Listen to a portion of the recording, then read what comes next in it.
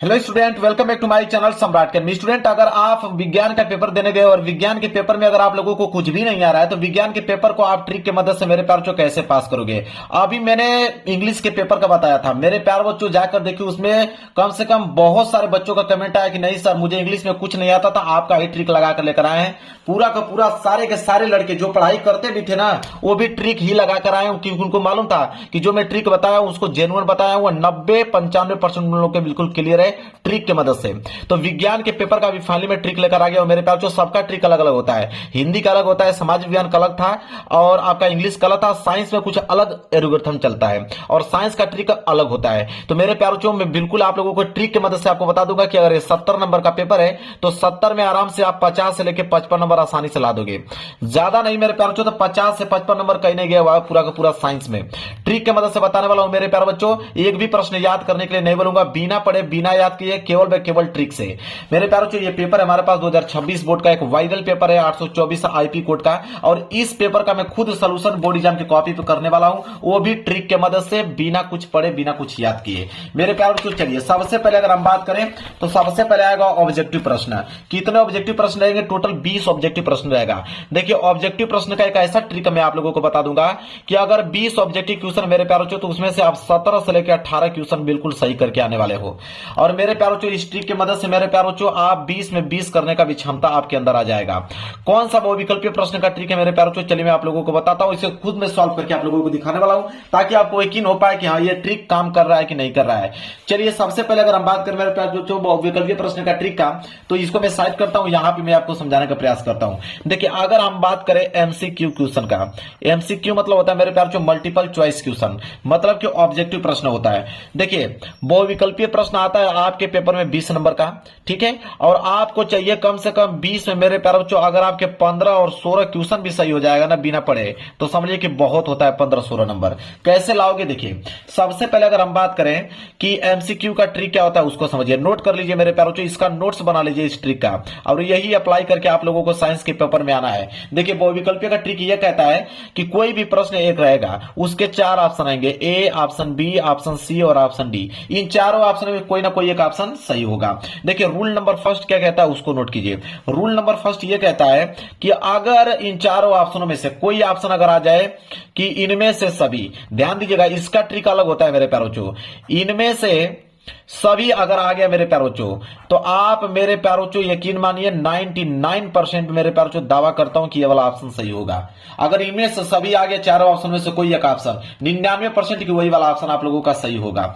इसके बाद अगर हम बात करें रूल नंबर सेकंड की तरफ, तो इसमें इनमें से कोई नहीं, इसका लाजवाब ट्रिक है मेरे प्यारे बच्चों, इनमें से कोई नहीं का। अब बहुत सारे बच्चों का कमेंट आएगा कि हाँ यही सही होगा, नहीं, बिल्कुल नहीं मेरे बच्चों। अगर आ जाएगा इनमें से कोई नहीं, तो याद रखिए कि आपके पास ऑप्शन 4 रहेंगे, ऑप्शन ए, ऑप्शन बी और ऑप्शन सी और ऑप्शन डी, और आपका चौथा वाला ही ऑप्शन देगा उसमें कि इनमें से कोई नहीं। चौथा वाला ही ऑप्शन रहेगा कि इनमें से कोई नहीं, लेकिन चौथे वाले ऑप्शन पे क्लिक नहीं करना है, आपको क्लिक करना है ऑप्शन नंबर सी वाले पे। तो कोई भी क्वेश्चन आ जाए, साइंस का बता रहा हूं, ठीक है, साइंस का अलग ट्रिक चलता है। तो साइंस के पेपर में अगर आ जाए इनमें से कोई नहीं, तो उसका सी वाला ऑप्शन जो होगा बिल्कुल करेक्ट होगा। इस बात को नोट कर लेना मेरे प्यारे बच्चों।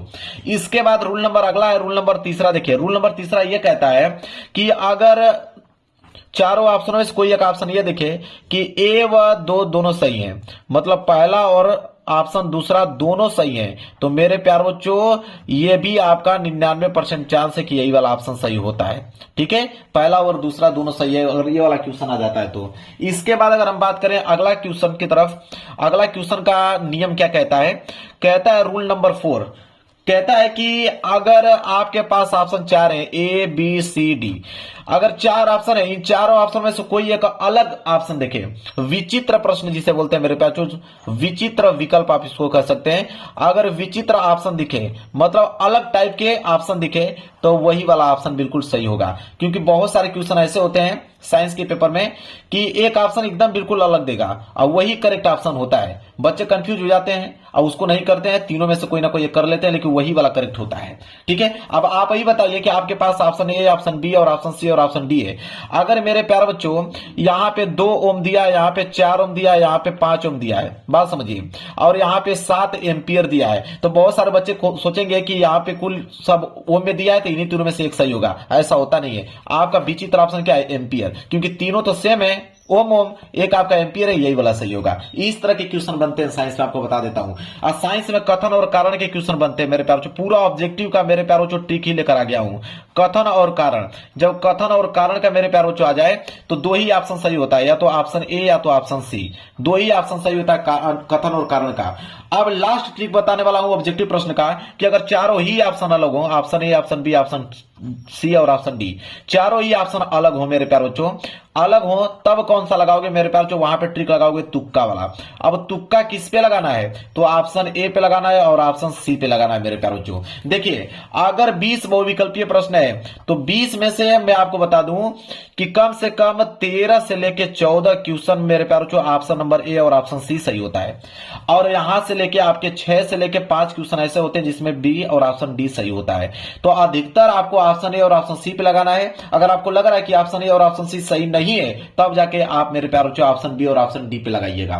तो यह था ऑब्जेक्टिव प्रश्न का पूरा निचोड़ बता दिया मेरे प्यारों बच्चों। कोई लड़का फेल नहीं हो सकता इस ट्रिक की मदद से, सारे के सारे बच्चे पास होंगे। यही ट्रिक लगाएंगे, देखिएगा पढ़ाई ऐसे बंद कर देंगे, वो सोचेंगे कि ट्रिक से ही पास हो जाएंगे। नहीं मेरे बच्चों, पढ़ाई आपकी जारी रखिए, एकदम पढ़ाई नहीं हो पाएगी मेरे बच्चों। अचानक से पहुंच गए पेपर देने के लिए, तब इस ट्रिक का इस्तेमाल करके मेरे बच्चों आप पास हो जाइएगा। लेकिन आपके पास समय है तो बिल्कुल आप पढ़ाई कीजिए। तो यह था मेरे बच्चों एमसीक्यू के क्वेश्चन। अब मैं खुद सॉल्व करके दिखाऊंगा, तब आपको समझ में आएगा। चलिए देखिए यहां पे पहला प्रश्न बोला, इसमें थोड़ा सा मैं जूम करूंगा ताकि चीजें आपको स्पष्ट दिखे। पहला प्रश्न यह है कि किस लेंस से वस्तु का प्रतिबिंब आभासी सीधा व वस्तु से छोटा बनता है। तो किस लेंस से वस्तु का प्रतिबिंब आभासी सीधा और वस्तु से छोटा बनता है मेरे प्यारों चो, वह आप लोगों का अवतल लेंस। क्या है, अवतल लेंस। ये वाला सही हो गया। चलिए दूसरा है कि एक गोलीय दर्पण की वक्रता केंद्र तथा ध्रुव के बीच की दूरी 20 सेंटीमीटर है, तो दर्पण के ध्रुव से फोकस दूरी, आप बताइए एफ बराबर क्या होता है, आर बटे के 2 होता है। आर का वैल्यू दे रखा है 20, तो 20 बटे 2 मतलब कितना गया 10 दिया है, बिल्कुल सी वाला ऑप्शन जो है बिल्कुल करेक्ट आंसर हो गया 10 सेंटीमीटर। आगे है तीसरा कि प्रकाश की किस घटना के कारण आकाश नीला दिखाई पड़ता है, तो मेरे प्यार जो प्रकाश के प्रकीर्णन के कारण, इसका देखिए सी सही हो गया। इसके बाद है कि एक लेंस की क्षमता प्लस 2 डायोप्टर है, तो इसकी फोकस दूरी सेंटीमीटर में कितनी होगी, तो मेरे प्यार जो प्लस 2 डायोप्टर है तो फोकस दूरी इसके मेरे प्यारों हो जाएगा आपका प्लस 50 सेंटीमीटर हो जाएगा मेरे प्यारों चो। इसका ए सही हो गया। पांचवा है कि फ्यूज तार को निम्नलिखित घरेलू विद्युत वितरण के किस तार के श्रेणी क्रम में जोड़ा जाता है, तो मेरे प्यारों बच्चों जीवित तार। देखिए मैंने कहा था ना कि अगर 4 ऑप्शन दिया है और ऑप्शन नंबर डी दे दिया, इनमें से कोई नहीं। अभी जस्ट मैंने इसका नियम बताया था आप लोगों को, ठीक है, कि अगर चौथा ऑप्शन इनमें से कोई नहीं दे तो ऑप्शन सी वाला सही होता है। आ गया कि नहीं, देखिए आपके सामने लाइव प्रूफ में दिखा रहा हूं आप लोगों को, ठीक है। इसके बाद अगला प्रश्न बढ़ेंगे। देखिए प्रश्न संख्या 6 है कि यदि शक्ति, कार्य तथा समय के मात्रक क्रमशः दिए गए हैं x1 x2 x3 से प्रदर्शित किया जाए तो निम्नलिखित में से कौन सा संबंध सही होगा, तो इसमें मेरे पास जो ऑप्शन नंबर बी सही होगा। तो मैंने कहा ना कि कम से कम 4 से लेके 5 क्वेश्चन ऑप्शन बी और ऑप्शन डी सही होगा, अधिकतर क्वेश्चन आपके ऑप्शन ए और ऑप्शन सी सही होते हैं। इसके बाद है इसमें 7वां, देखिए कह रहा है कि किसी चालक में 10 एम्पियर की धारा प्रवाहित होती है तो इसके संगत 2 सेकंड में प्रवाहित होने वाले आवेश की मात्रा होगी। मेरे प्यार जो Q बराबर I इंटू टी का फॉर्मूला आप जानते होंगे, तो Q बराबर I का वैल्यू कितना दिया है मेरे प्यार जो 10 और T का वैल्यू 2, तो 10 दूनी के 20 कूलाम मेरे प्यार जो आवेश आ गया, जो कि ऑप्शन नंबर सी जो है इसका करेक्ट आंसर होगा। इसके बाद उपभाग दूसरा है प्रश्न संख्या 8वां कि प्लास्टर ऑफ पेरिस का सूत्र है, तो प्लास्टर ऑफ पेरिस का सूत्र क्या होता है, CaSO4 हाफ H2 होता है। इसका देखिए ए सही हो गया। इसी तरह 9 है कि पीएच का मान 8.5 वाला बिलियन होगा। मेरे प्यार जो 7 से अगर अधिक होता है, अगर बिलियन का मान मेरे प्यार जो 7 से अगर अधिक होता है तो वो क्या कहलाता है, क्षारीय कहलाता है। इसका ये सही हो गया। 7 से अगर कम रहेगा तो अम्लीय, सिर्फ 7 रहेगा तो उदासीन होता है। ठीक है, ठीक है मेरे पास जो समझ में आ गया। अगर देखिए दिया रहा है कि डी वाला इनमें से कोई नहीं, अगर ऑप्शन ए सही नहीं होता, अगर ऑप्शन ए सही नहीं होता 100% ऑप्शन सी सही हो जाता। तब ऑप्शन ए नहीं होता तो ऑप्शन सी पक्का होता, क्योंकि इनमें से कोई नहीं दिया है। समझ में आ गया। इसके बाद है आपका यहाँ पे 10वां कि CH3 CHO का IUPAC नाम बताइए। मतलब ये जो दिया हुआ है इसका IUPAC नाम बताना है, तो इसका IUPAC नाम हो जाएगा मेरे पास जो 2 मेथिल प्रोपेनल, मतलब इसका सी सही जो है बिल्कुल राइट आंसर हो जाएगा। चलिए 11वां प्रश्न देखिए, कह रहा है कि बाह्यतम कोष में 7 इलेक्ट्रॉनों वाला तत्व है। तो बाह्यतम कोष में 7 इलेक्ट्रॉनों वाला जो तत्व है मेरे प्यारे बच्चों, ये आपका अधातु है। देखिए इसका भी ए सही हो गया। इसके बाद है कि कैल्शियम नाइट्रेट का रासायनिक सूत्र क्या होता है, तो इसका होता है CaNO3 होल ट्वाइस। बी वाला इसका सही हो गया। मैंने कहा ना कि कम से कम 5 से लेकर 6 क्वेश्चन बी और डी सही होता है। इसके बाद निम्नलिखित में से असंतृप्त हाइड्रोकार्बन है, तो इसमें से असंतृप्त हाइड्रोकार्बन क्या है, C2H2, इसका पहला सही हो गया। इसके बाद है कि रक्त दाब नापा जाता है, तो रक्त दाब किससे नापा जाता है मेरे प्यारे बच्चों, तो इस फाइग्नोमीटर द्वारा, इसका क्या हो गया, ए सही हो गया। इसके बाद है मेरे प्यारे बच्चों निम्नलिखित में से कौन सा पादप हार्मोन है, तो पादप हार्मोन्स की अगर हम बात करें तो यहां पे हो जाएगा साइटोकाइनिन, इसका क्या हो गया, सी सही हो गया। इसके बाद देखिए यहां पे सोरामा की एक लिंगी पुष्प है, एक लिंगी पुष्प आपका पपीता है, देखिए इसका बी सही हो गया। इसके बाद देखिए 17वां की पुनर्जनन का उदाहरण है, तो पुनर्जनन का उदाहरण जो है मेरे प्यारे बच्चों वो क्या है, तो इसका ध्यान दीजिएगा, या तो इसका हाइड्रा भी कह सकते हो, इसका प्लेनेरिया भी कह सकते हो, दोनों ही ऑप्शन सही है। या तो हाइड्रा पे लगाइए या तो प्लेनेरिया पे लगाइए, तो इसके ए और डी दोनों सही है। इसके बाद देखिए ओजोन परत का क्षरण किस निम्न में से किसके कारण होता है, तो ओजोन परत का जो क्षरण होता है निम्न में से किसके कारण होता है मेरे प्यारे बच्चों, तो ये होता है आपका क्लोरोफ्लोरोकार्बन, इसका डी सही हो गया। इसके बाद है प्राकृतिक पारितंत्र है, तो प्राकृतिक पारितंत्र आपका वन है, इसका डी सही हो गया। आहार श्रृंखला में उत्पादक होते हैं मेरे प्यारे बच्चों, तो हरे पौधे एवं नीला हरित शैवाल, इसका डी सही हो गया। तो मैंने कहा ना कि डी वाले प्रश्न और बी वाले कम से कम 5 से लेकर 6 यहाँ पे देखिए बी और डी हुआ है, बाकी पूरा का पूरा आपका ऑप्शन ए और ऑप्शन सी है। तो आपको समझ में आ गया ना कि नियम क्या कहता है कि ऑप्शन ए और ऑप्शन सी पे ही तुक्का आप लोगों को लगाना है। अब मेरे प्यारे बच्चों आ गया यहाँ पे खंड ब। देखिए खंड ब जो है मेरे प्यारे बच्चों 50 नंबर का रहता है, जिसमें वर्णनात्मक प्रश्न रहता है। इसका ट्रिक समझिए, इस ट्रिक की मदद से मेरे प्यारे बच्चों 50 में आप कम से कम 30 से लेकर 35 नंबर आसानी से ला पाओगे मेरे प्यारे बच्चों, मेरे ट्रिक की मदद से, बिना कुछ पढ़े बस ट्रिक से दिमाग लगाकर आप ला सकते हो। इसका नियम समझिए, इसका नियम क्या कहता है, देखिए इसका नियम यह कहता है मेरे प्यारे बच्चों, यहाँ पे मैं लिखता हूं सब्जेक्टिव प्रश्न का ट्रिक है। सब्जेक्टिव प्रश्न का ट्रिक क्या कहता है कि पहला ट्रिक यह कहता है मेरे प्यारे बच्चों कि 15 मिनट पेपर को ध्यान से पढ़ो। 15 मिनट पेपर को मेरे प्यारे बच्चों आप लोगों को ध्यान से पढ़ना है।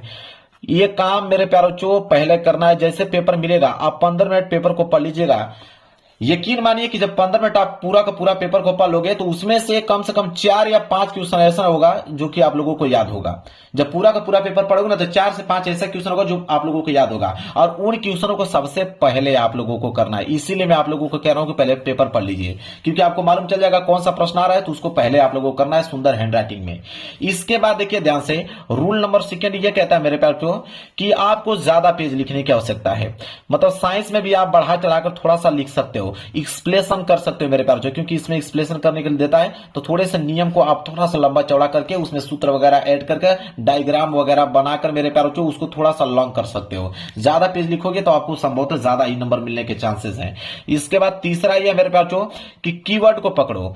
मेन चीज है कीवर्ड। अगर कोई भी प्रश्न अगर आप लोगों को नहीं आ रहा है तो कीवर्ड कैसे पकड़ा जाता है आज की इस वीडियो में आपको मालूम चल जाएगा। अभी मैं खुद पेपर सॉल्व करके दिखाऊंगा आपको, तो इतना बता दूंगा कि कीवर्ड आप पकड़ना सीख लोगे और किसी भी प्रश्नों का उत्तर देना सीख लोगे आप लोग। इसके बाद मेरे प्यारे बच्चों चौथा यह है कि जब भी साइंस का पेपर सॉल्व करो फार्मूला लिखना ना भूलें। अगर फार्मूला गलत ही लिख रहे हैं, दूसरे का ही फार्मूला लिख रहे हैं, आप फार्मूला लिख के उसको ब्रैकेट में पैक कर दीजिए, वो आपका मेरे पास तो इतना इंप्रेशन बढ़ा देगा कॉपी का कि एग्जामिनर प्रभावित हो जाएगा। एक फार्मूला और उसी में डायग्राम मेरे पास तो जितना भी आपका चाहे फिजिक्स का न्यूमेरिकल का चित्र हो, चाहे मेरे पास बायोलॉजी का चित्र हो, चाहे केमिस्ट्री का रिएक्शन हो, डायग्राम आपको बनाना ही बनाना है मेरे पास। डायग्राम और फार्मूलेज लिखते चलोगे ना ब्लैक पेन से, उसको ब्रैकेट में पैक करते जाओगे, बहुत ही ज्यादा आपके नंबर मिलने वाले हैं। इसके बाद मेरे प्यार जो सबसे ज्यादा इंपॉर्टेंट है हेडिंग। किसी भी प्रश्न का अगर उत्तर दे रहे हो हेडिंग आपको डाल के ही देना है। हेडिंग आप ब्लैक पेन से डालिए, इसके बाद आप मेरे प्यार उसका उत्तर लिखना चालू कीजिए। और बीच बीच में मेन पॉइंट मेरे प्यारे मैं आपको बताऊं कि मेन पॉइंट को मेरे प्यारे हाईलाइटेड करते चलना है। आप लोगों को मेन पॉइंट को हाईलाइटेड करते चलना है।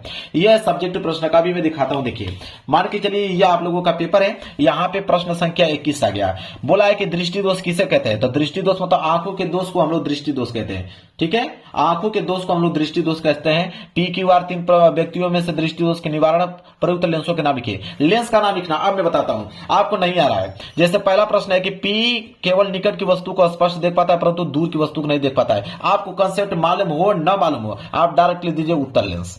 डायरेक्ट लिख दीजिए उत्तर लेंस। इसका पढ़ा आपने कि Q से दूर वस्तु को स्पष्ट देख पाता है परंतु निकट की वस्तु नहीं, अवतल लेंस। मतलब पढ़ा है आपने और उत्तर लेंस अवतल लेंस लिखना चालू कर दिया।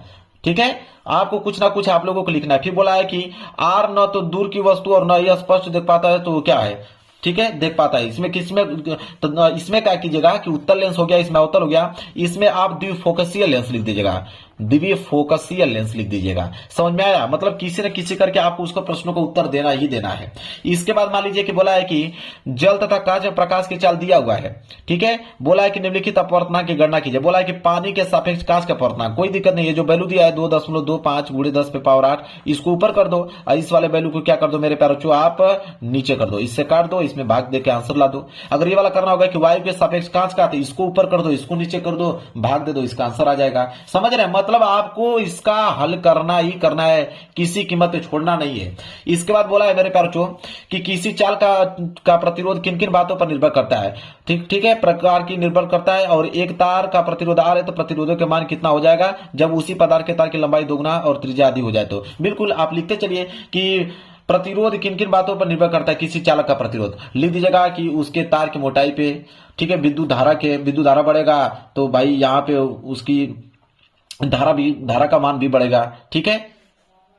ठीक है, उसके लिख दीजिएगा चुंबकीय क्षेत्र की तीव्रता पर निर्भर करता है, चालक की लंबाई पर निर्भर करता है, चालक जितना मोटा होगा उसमें प्रभावित होने वाली धारा उतना ही तीव्र गति से जाएगी। मतलब ऐसे बनाकर आप लोगों को लिखना है। इसके बाद निम्नलिखित नियमों के उल्लेख कीजिए। तो निम्नलिखित नियमों का उल्लेख कीजिए, चित्र की सहायता से उसको बताना है। जैसे फ्लेमिंग के बाएं हाथ का नियम, सबको मालूम है कि फ्लेमिंग के बाएं हाथ का नियम क्या कहता है। तो आप बाएं हाथ बना लीजिए, यहाँ पे ऐसे करके एक चित्र आप लोग ऐसे करके बना लीजिएगा, ये बाएं हाथ बना लीजिएगा। चित्र बनाने के बाद मेरे प्यारे जैसे अंगूठा है तो अंगूठा बल को दिशा को डिनोट करता है, तर्जनी उंगली है किसको, क्षेत्र को, ये जो आपका मध्यमा है ये धारा को डिनोट करता है, ठीक है। लिख दीजिएगा कि तीनों को इस प्रकार फैलाए कि तीनों अगर 90 अंश का कोण बनाती हो, ठीक है, तो ये अंगुली इन चीजों को दर्शाती है। समझ में आ गया? इसी तरह दक्षिण हस्त अंगुष्ठ नियम, तो ये बाया बनाया तो फिर आप दाहिना हाथ बना दोगे, सेम प्रोसेस उसका भी उसी में लिख दोगे, ठीक है। नहीं आ रहा है तो इसी तरह आप लोगों को दिमाग लगाना है। इसके बाद मेरे प्यार से बोला है कि घर में मुख्य स्रोत से 3 तार एबीसी निकलते हैं, इनमें से प्रत्येक तार का नाम और कार्य, उनके आवरण का रंग लिखना है मेरे प्यार जो। आप लिख दीजिएगा कि 3 तार पाए जाते हैं,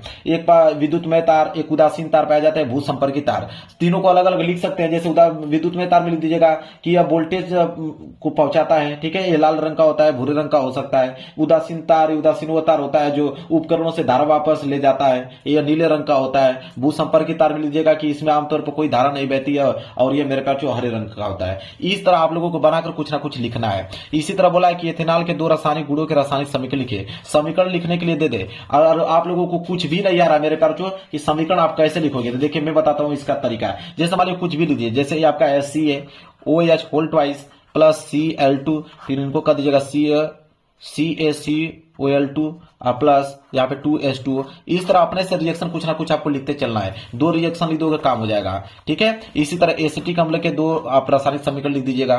बोला है कि द्वितीय अपघटन अभिक्रिया कैसे कहते हैं, लिख दीजिएगा आयनों के आदान प्रदान की अभिक्रिया को हम लोग अपघटन अभिक्रिया कहते हैं। एक एग्जाम्पल इसी तरह लिख दीजिएगा। उदासीनीकरण अभिक्रिया किसे कहते हैं, तो आप लिख दीजिएगा कि अम्ल और क्षार मिलाने से लवण तथा जल प्राप्त होता है, उसे उदासीनीकरण अभिक्रिया कहते हैं। एक एग्जाम्पल और लिख दीजिएगा मेरे प्यारे, जैसे यहाँ पे कोई भी अम्ल ले लीजिएगा, जैसे H2SO4, उसमें आप मेरे पास कोई क्षार मिला दीजिएगा, K2SO4 मिला दीजिएगा, उसमें लवण आप बनता है तो H2SO4 K2SO4 प्लस जल H2O बनता है। इस तरह आप लोगों का रिएक्शन पूरा करना है। पीएच मान के बारे में कुछ लिख दीजिएगा कि पीएच मान जो होता है ग्राफ बना लीजिएगा कि 7 से अधिक होता है मेरे प्यारे बच्चों तो क्षारीय, 7 से कम होता है तो अम्लीय, 7 होता है तो उदासीन हो जाता है। उस तरह डायग्राम बनाकर उसके बारे में कुछ ना कुछ लिखना है। ऑक्सीकरण अभिक्रिया किसे कहते हैं, जिसमें ऑक्सीजन का ह्रास होता है, ऑक्सीकरण अभिक्रिया कहते हैं। दहन अभिक्रिया में लिख दीजिएगा जिसमें कोई रिएक्शन करने पे ज्यादा उष्मा की आवश्यकता होती है मेरे प्यारे बच्चों, इसलिए दहन अभिक्रिया कहते हैं। आपको मतलब देखिए जो बोल रहा हूं उसी तरह आप लोगों को करना है। ब्लीचिंग पाउडर का जल शोधन में उपयोग, तो ब्लीचिंग पाउडर का उपयोग